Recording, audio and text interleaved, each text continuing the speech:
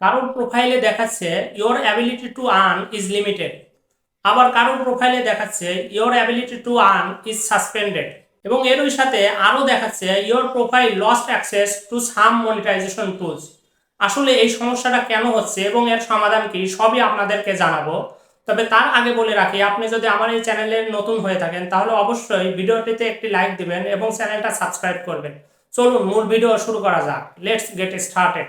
প্রথমত আমরা জেনে নেই আসলে এই সমস্যাগুলো কেন হয়। আসলে এই সমস্যাটা হওয়ার দুইটি কারণ থাকতে পারে।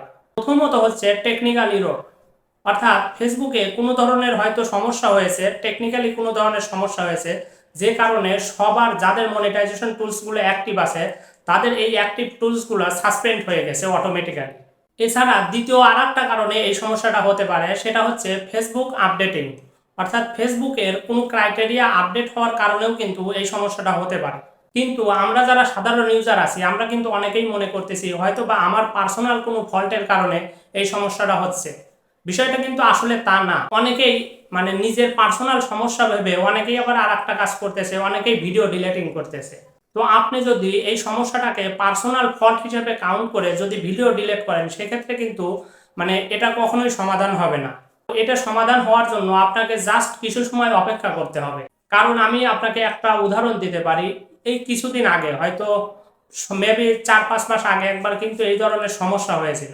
সেটা প্রত্যেকের প্রোফাইলই নট রিকমেন্ডেবল হয়ে গিয়েছিল, অর্থাৎ কারোর প্রোফাইলই রিকমেন্ডেবল ছিল না। কিন্তু কিছুক্ষণ পরে, প্রায় একদিন পরে এই সমস্যাটা কিন্তু সমাধান হয়ে গিয়েছিল। সকলের প্রোফাইল আবার নট রিকমেন্ডেবল থেকে রিকমেন্ডেবল করে দিয়েছিল।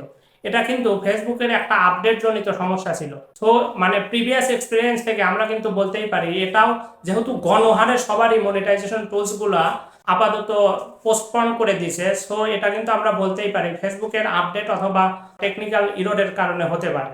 সো ডোন্ট ওয়ারি, এটা নিয়ে কোনো টেনশনের কারণ নাই, এটা অবশ্যই অটোমেটিক্যালি ঠিক হয়ে যাবে ইনশাল্লাহ।